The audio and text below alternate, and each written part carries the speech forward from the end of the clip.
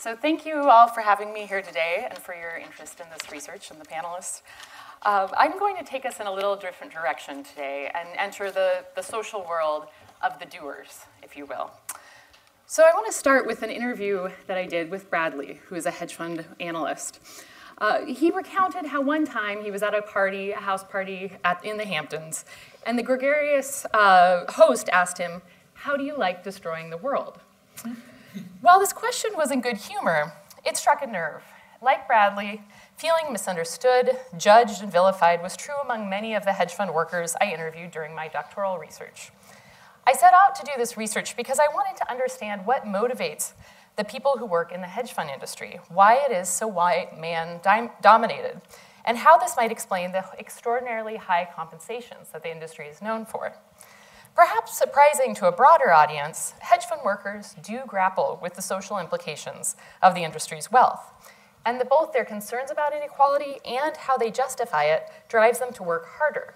And what I find is that this helps to explain why the financial sector contributes to the growing divide between the haves and the have-nots. So many of you might be thinking, what is a hedge fund?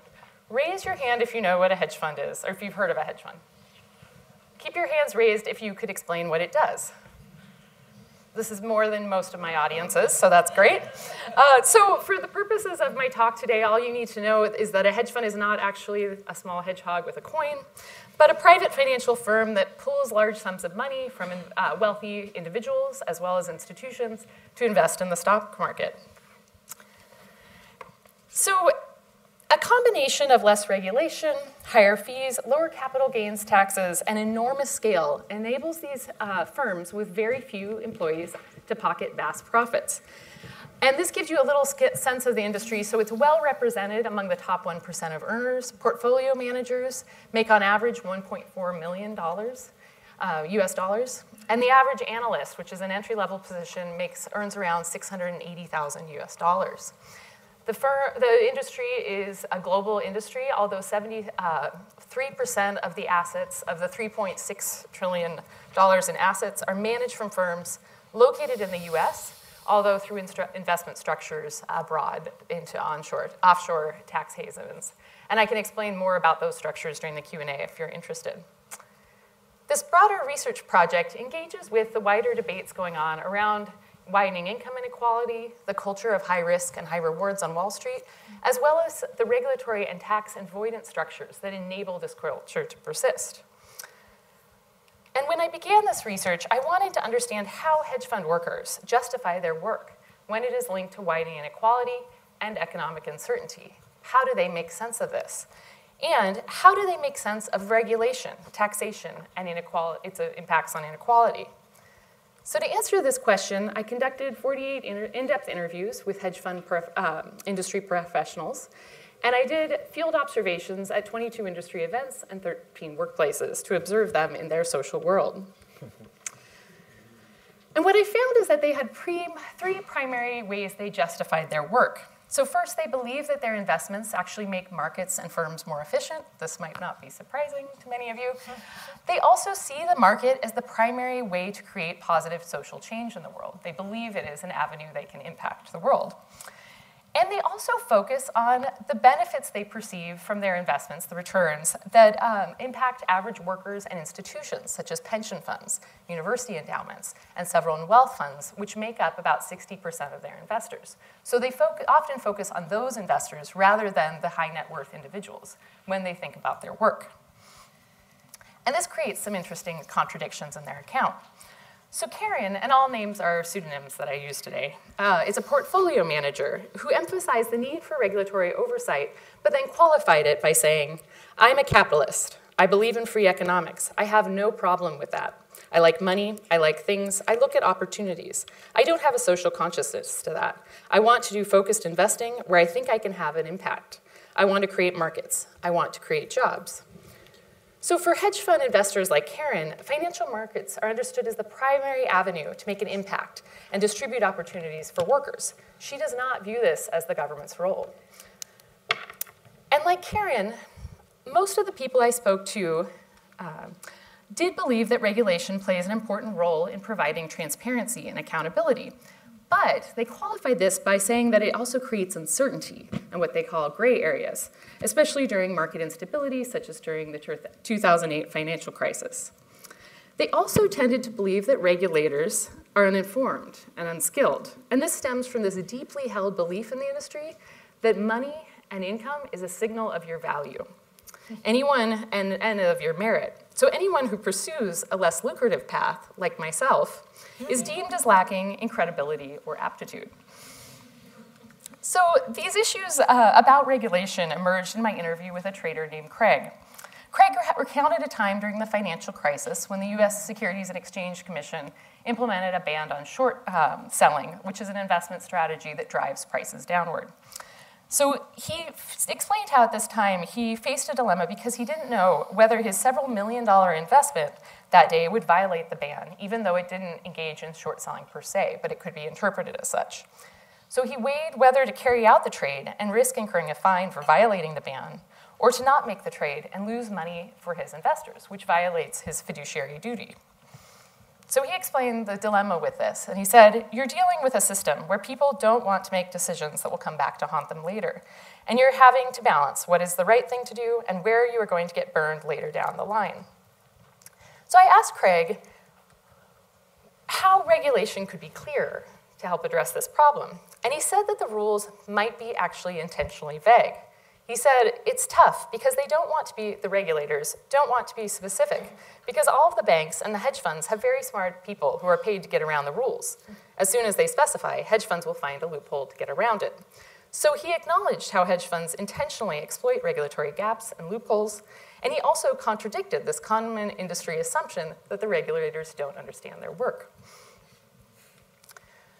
So, perhaps surprisingly, many insiders believe that their own firms charge too high fees to their investors, and several expressed support for higher income and capital gains taxes. Other people thought about the low taxes as part of a belief system about a shared responsibility between government and personal responsibility of the public, which they understood as primarily through charitable giving and giving back to causes. Lastly, several people equated the common industry practice of exploiting tax and regulatory loopholes as stealing money. The pension recipient was the client that Matthew, who's head of trading, imagined as he traded stocks each day. He explained to me how this shapes his values and concerns about the industry. He said, the cost to the institutional investors are very important to me because the individual investor has been sold a bill of goods. The bill of goods they've been sold is that by putting money in your 401ks, your pensions, your 529s, all of this stuff, you will be able at some point in time to retire if you just do what you're supposed to do. But Matthew questioned the high fees charged to these underlying investors and whether they would actually be able, in fact, to retire. He said, quote, it creates a system where essentially just the moving around of money makes a lot of people wealthy, but it doesn't serve the people who are actually committing the money to the market. So and then he expressed concern about rising living costs and widening economic inequality, and how this has disadvantaged average workers, and how the high fees may leave these workers with insufficient money to retire. So in response to some of these negative outcomes, many people chose to embrace philanthropy as the primary way through which to give back. But several people I interviewed expressed hesitation about this approach. For example, Jennifer, who's a client services professional, questioned the ethics of philanthropy when it is enabled by the fact that, quote, they've been able to make so much money by exploiting tax loopholes. So Jennifer said, a lot of these guys are making a lot of money with investments from endowments and pensions. These pensions are not making enough money, and they're not going to make enough money from being in hedge funds. So it's this vicious cycle. It's a little like liberal fantasy land. I wish these guys would think more about their impact and how what they do is perceived, and whether they could be more gracious in how they've achieved their wealth and more helpful in how they redistribute it. So instead of giving money to charity, Jennifer and others thought that they should actually charge lower fees, so that way that they actually lower their profit margins to support the workers represented by the endowments and pensions funds who invest in hedge funds. So I will skip ahead a little bit. And several of them called out also the practices that lead to these high profit margins and how it's created by a fraternity-like environment of white men who are doing business dealings with one another. And I'm currently writing a book manuscript that's about this very topic. So it examines the closeness, kind of patrimonial relationships between these elite white men and how they identify people with whom they relate to or can imagine like themselves, usually from their own elite networks, and they actually pass along wealth to them. And so I examined how this influences inequality. So to conclude, hedge fund workers believe their investments make markets and firms more efficient, they understand their investments to support average workers, and they value donating money to effecting change according to their own values and interests. However, the high fees and low taxes ultimately contradict the very values that they express. So while hedge fund investments and philanthropy certainly could contribute to the public good, this ultimately masks an underlying system that transforms money managers into multimillionaires while indebting the middle class, the working class, and the poor. So many workers in the US and abroad face stagnant wages, rising debts, and insecure jobs that rarely come with retirement benefits. And this is directly tied to the rise of the financial services industry and the high earnings it demands. So while the people who manage and work at hedge funds want to do good for society, their notion of the public good is a product of working in this industry, in which a desire to give back justifies a model of investing that reaps profits from exploiting money earmarked for financing the lives of average workers and students. So even what I found that's surprising is that even these hedge fund workers themselves recognize that this model of investing ultimately fails to serve the people they say they care about most. Thank you so much.